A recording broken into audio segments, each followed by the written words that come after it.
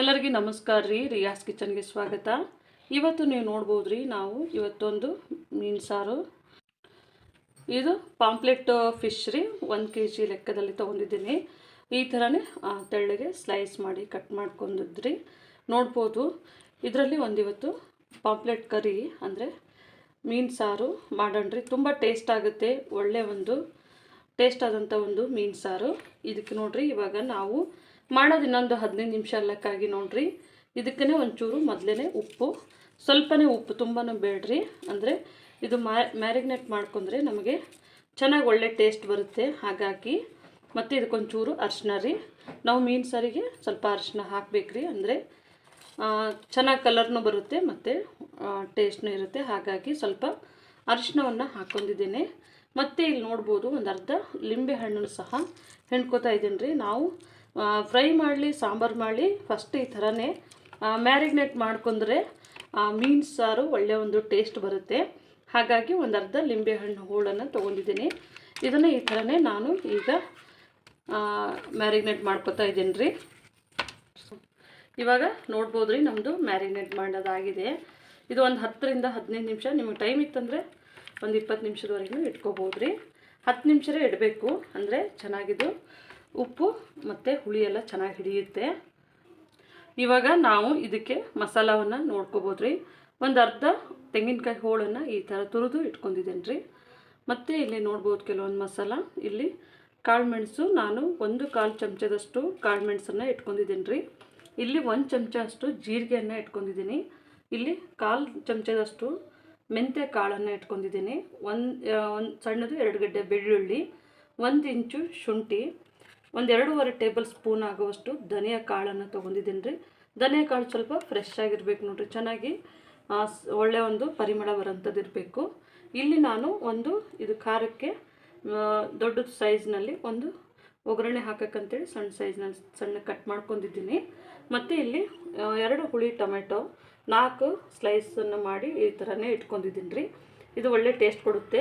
ಕೆಲವೊಬ್ಬರು ಬರೀ ಹುಣಸೆ ಹಣ್ಣು ಹಾಕ್ತಾರೆ, ಬೇಕಿದ್ರೆ ಬೇಡ ಅಂದರೆ ಸ್ಕಿಪ್ ಮಾಡ್ಬೋದು. ಅಂದರೆ ಇದು ಟೇಸ್ಟ್ ಚೆನ್ನಾಗಿ ಬರುತ್ತೆ. ಹಾಗಾಗಿ ನಾನು ಇದನ್ನು ತೊಗೊಂಡಿದ್ದೀನಿ.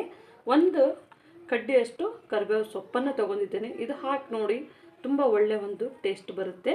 ಮತ್ತು ಇಲ್ಲಿ 3 ಏಲಕ್ಕಿಯನ್ನು ತೊಗೊಂಡಿದ್ದೇನೆ.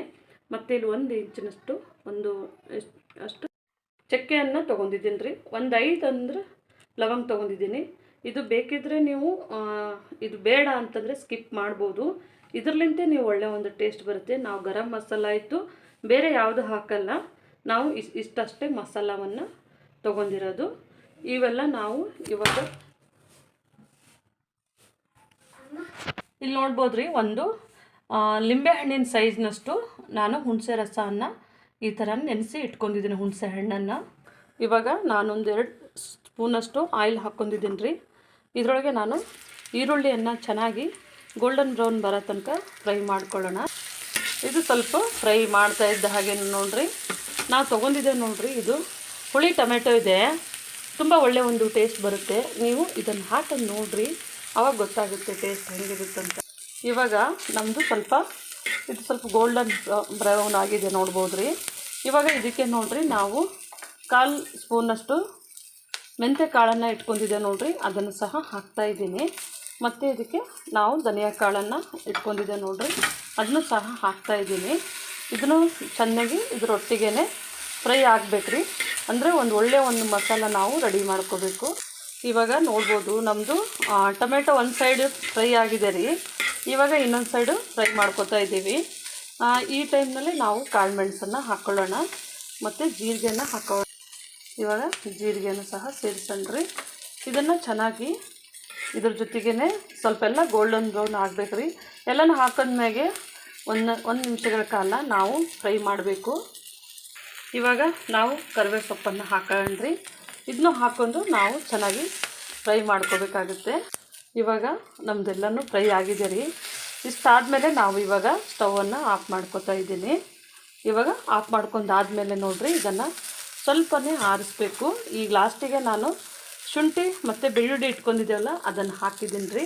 ಇದನ್ನು ಸ್ವಲ್ಪ ತಣ್ಣಗೆ ಮಾಡ್ಕೊಳ್ಳೋಣ.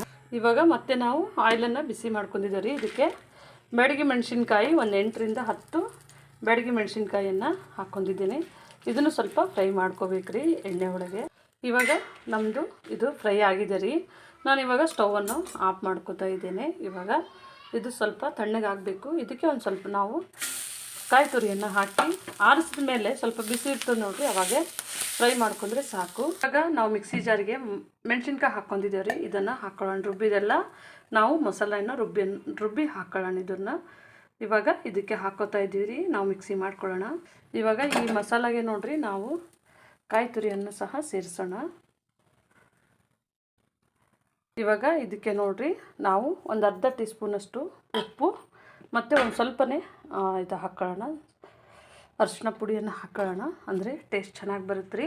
ಇವಾಗ ಇದಕ್ಕೆ ಒಂಚೂರು ನೀರು ಹಾಕೋಣ. ಒಂದು 1/4 ಲೋಟದಷ್ಟು ನೀರು ಹಾಕ್ಕೊಂಡು ಇವಾಗ ಮಿಕ್ಸಿ ಮಾಡ್ಕೊಳ್ಳೋಣ್ರಿ. ಇವಾಗ ನೋಡ್ಬೋದು ರೀ ನಮ್ಮದು ಮಸಾಲ ರೆಡಿ ಆಗಿದೆ. ಈಗ ನಾವಿಲ್ಲಿ ತಪ್ಪಲೆನ ಬಿಸಿ ಮಾಡ್ಕೊಂಡಿರಿ. ಇವಾಗ ನಾವು ಆಯಿಲನ್ನು ಒಂದು 2.5 ಟೇಬಲ್ ಸ್ಪೂನಷ್ಟು ಆಯಿಲನ್ನು ಹಾಕ್ಕೊಳ್ಳೋಣ್ರಿ. ಇದು ಪಾಂಪ್ಲೆಟ್ ಮೀನು ನೋಡಿರಿ, ಸ್ವಲ್ಪನೇ ಇರುತ್ತೆ, ಅದರೊಳಗೆ ಆಯಿಲ್ ಕಂಟೆಂಟ್ ತುಂಬ ಇರುತ್ತೆ. ಸ್ವಲ್ಪನೇ ಎಣ್ಣೆ ಬಿಸಿ ಆದಾಗೇ ಬಿಟ್ಬಿಡ್ಬೇಕ್ರಿ. ಅಂದರೆ ತುಂಬ ಬಿಸಿ ಆದಮೇಲೆ ಆದರೆ ಅದು ಸೀದು ಹೋದಂಗೆ ಆಗುತ್ತೆ. ಹಾಗಾಗಿ ಈ ಸ್ವಲ್ಪ ಎಳೆ ಊರಿನಲ್ಲೇ ಈ ಥರನೇ ನಾವು ಈರುಳ್ಳಿಯನ್ನು ಹಾಕೊಳ್ಳೋಣ. ಇವಾಗ ನಮ್ಮದು ಈರುಳ್ಳಿ ಸ್ವಲ್ಪ ಲೈಟು ಗೋಲ್ಡನ್ ಬ್ರೌನ್ ಆಗಿದೆ ರೀ. ಇನ್ನೊಂದು ಸ್ವಲ್ಪ ಕಲರು ಚೇಂಜ್ ಆಗುತ್ತನ ಫ್ರೈ ಮಾಡ್ಕೊಳ್ಳೋಣ. ಇಲ್ಲಿ ನೋಡ್ಬೋದು ನಾವು ಮಸಾಲವನ್ನು ತುಂಬ ನೈಸಾಗಿಯೇ ಇದನ್ನು ಈ ಥರ ಮಾಡ್ಕೋಬೇಕ್ರಿ. ಅಂದರೆ ಒಂದು ಟೇಸ್ಟ್ ಚೆನ್ನಾಗಿ ಬರುತ್ತೆ. ಇಲ್ಲಿ ನಾನು ಹುಣಸೆ ರಸನ ಈ ಥರ ತೆಗೆದು ಇಟ್ಕೊಂಡಿದ್ದೇನೆ. ಇವಾಗ ನೋಡ್ಬೋದು ರೀ ನಮ್ಮದು ಪೂರ್ತಿ ಇದು ಬ್ರೌನ್ ಕಲರ್ ಆಗಿದೆ ಈರುಳ್ಳಿ. ಇವಾಗನೇ ನಾವು ಮಾಡಿಟ್ಕೊಂಡಿರುವಂಥ ಹುಣಸೆ ರಸ ಇದನ್ನು ಹಾಕೊಳ್ಳೋಣ. ಮತ್ತು ಇದಕ್ಕೆ ನೋಡಿರಿ ನಾವು ಮಸಾಲವನ್ನು ಹಾಕೊಳ್ಳೋಣ.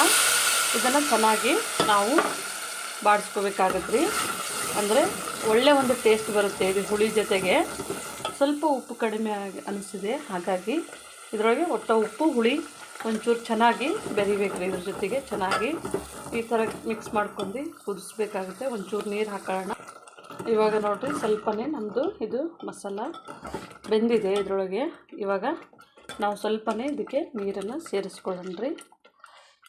ಚೆನ್ನಾಗಿ ಕುದಿ ಬರೋ ತನಕ ಕುದಿಸ್ಬೇಕಾಗುತ್ತೆ. ಇವಾಗ ನೋಡ್ಬೋದು ರೀ ನಮ್ಮದು ಚೆನ್ನಾಗಿ ಸ್ವಲ್ಪ ಕುದಿ ಬರ್ತಾಯಿದೆ. ಇದೊಂದು 10 ನಿಮಿಷ ಚೆನ್ನಾಗಿ ಕುದಿ ಬಂದಾಗೆ ಆಮೇಲೆ ನಾವು ಮೀನನ್ನು ಹಾಕ್ಕೊಳ್ಳೋಣ. ಇವಾಗ ನಮ್ಮದು ಚೆನ್ನಾಗಿ ಒಂದು 10 ನಿಮಿಷ ಆಯ್ತು ರೀ ಬೆಂದಿದೆ.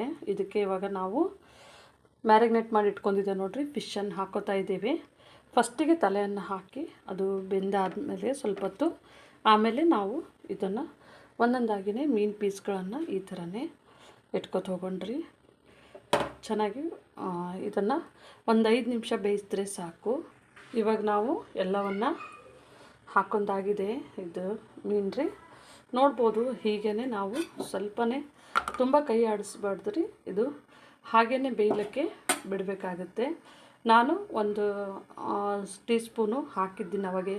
ಮತ್ತು ಮೇಲೆ ಅಚ್ಚ ಖಾರದ ಪುಡಿ ನೀವು ಬೇಕಿದ್ದರೆ ಜಾಸ್ತಿನ ಹಾಕ್ಕೋಬೋದು ರೀ.